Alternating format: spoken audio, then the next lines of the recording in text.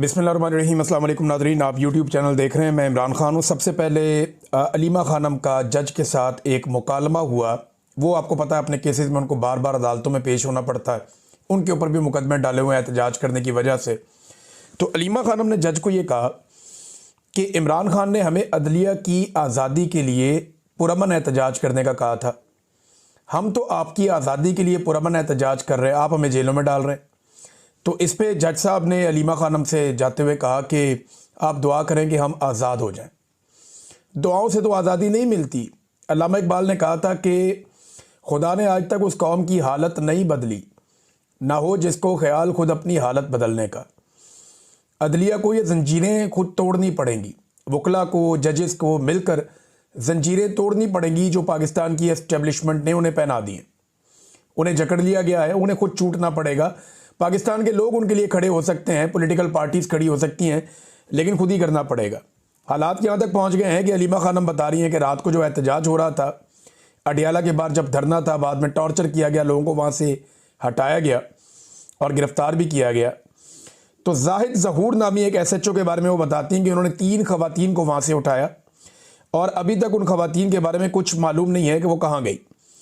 फिर उन्होंने बताया कि ये गाड़ियाँ भी उठाकर ले जाते हैं, कोई 8 से ज़्यादा गाड़ियाँ इन्होंने उठाई। बड़ी गाड़ी को छोड़ने के लिए पुलिस को 10 लाख रुपये रिश्वत ले लेती है, छोटी गाड़ी को छोड़ने के लिए पुलिस को 5 लाख रुपये रिश्वत ले लेती है। और ये बातें अलीमा ख़ानम बता रही हैं। यानी ये हालात हैं लॉ एंड ऑर्डर के, और ये अदालतों की कमज़ोरी है। अदालती अहकामात के बावजूद वो मुलाकात करने के लिए जाते हैं, मुलाकात होती नहीं है। इमरान खान को डाला हुआ कैद तन्हाई में।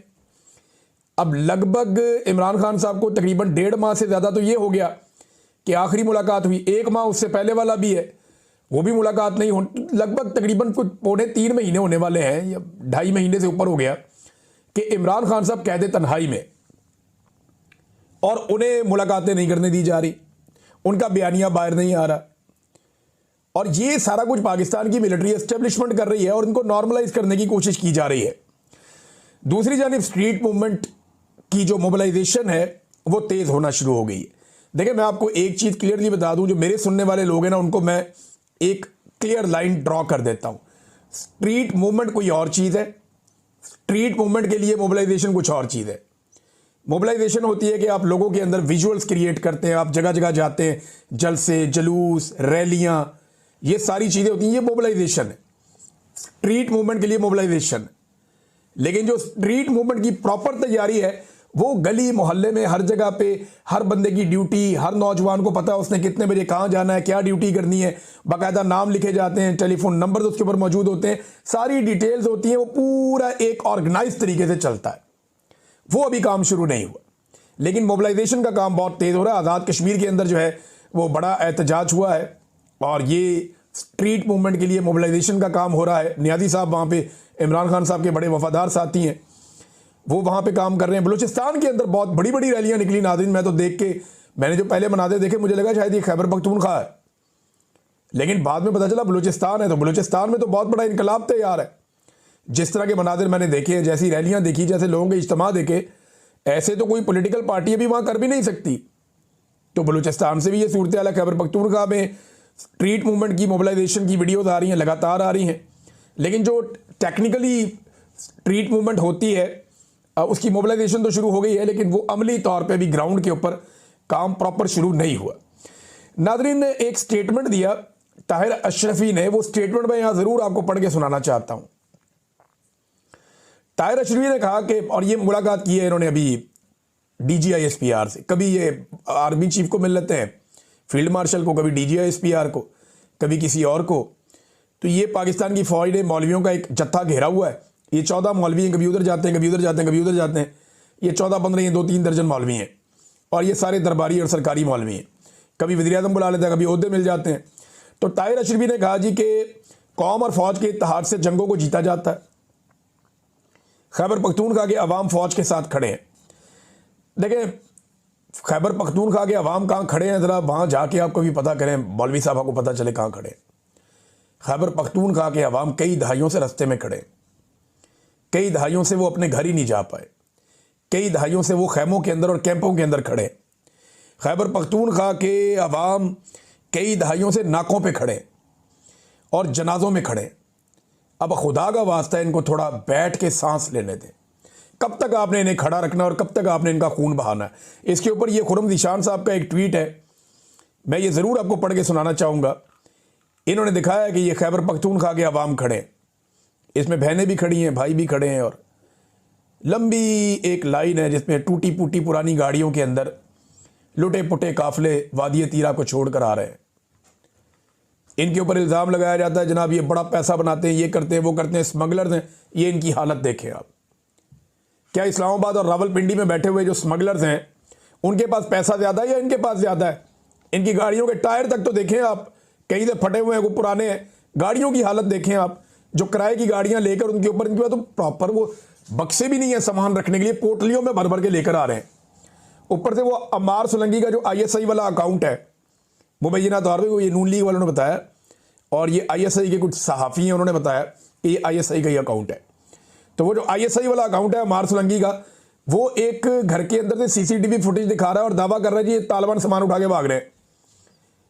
और वो जो वहां से TTP के लोग सामान उठा के भाग रहे हैं, मुबैना तौर पे अगर तो वो ठीक है तो भाई गर्मियों में उठा के भागे थे। वादी तीरा के अंदर मौसम का आपको पता है इस वक्त क्या है? इस वक्त वहां पे बर्फानी ठंडा मौसम चल रहा है जबरदस्त किस्म का, और ये जो बंदे सामान उठा के भागे हैं रात के वक्त, ये बंदे तो बिल्कुल शलवारों कमीजों में थे, गर्म कपड़े भी नहीं पहने हुए थे उन्होंने।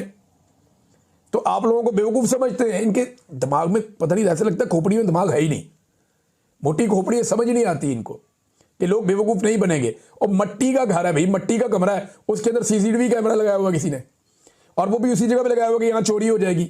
लोगों को बेवकूफ बनाना बंद करें आप। ये इन लोगों की हालत है, ये देख लें आप। खुर्रम ज़ीशान इसके ऊपर लिखते हैं, सेनेटर हैं, कि रावलपिंडी से हेलीकॉप्टरों के जरिए लाया गया पंजाबी जर्नैली लफाफी मीडिया देख ले। एक तो पंजाब से शिकवा करते हैं वो लोग, हम क्या करें, यानी मैं पंजाब में रहता हूं, मुझे तो बहुत तकलीफ है, दुख है इनका। पहले भी आवाज़ उठाई, अब भी उठा रहे हैं, माजी में भी आवाज़ उठाने की कीमत चुकाई है। तो ये लगातार, ऐसा नहीं है कि पंजाब खिलाफ है, पंजाब को इस दुख का और तकलीफ का एहसास है, लेकिन बदकिस्मती से वो लोग पंजाब के हैं जो ये जुल्म करते हैं। उन्होंने कहा मीडिया देख ले कि तीरा में जो तुम लोग अरबों खरबों के भंग, चरस, अफयून के कारोबार की बकवासियात करते रहते थे, वहां इनके अरबों के लेन देन की बात कर रहे थे। तीरा की आवाम एक एक जोड़े और चंद कंबल और जानवरों के साथ टूटी फूटी गाड़ियों में आ रहे हैं। वो अरबों खरबों कहां गए? इस जंग की बुनियाद नस्ल परस्ती पर है, ये और कुछ नहीं, पश्तूनों की नस्ल कुशी है। कितनी तकलीफ वाली बात है जो वो कर रहे हैं। ये खुर्रम ज़ीशान साहब ने ये बात की, और ये शिकवा है, इसको शिकवे के तौर पे लें, इसको गद्दारी के तौर पे ना लें।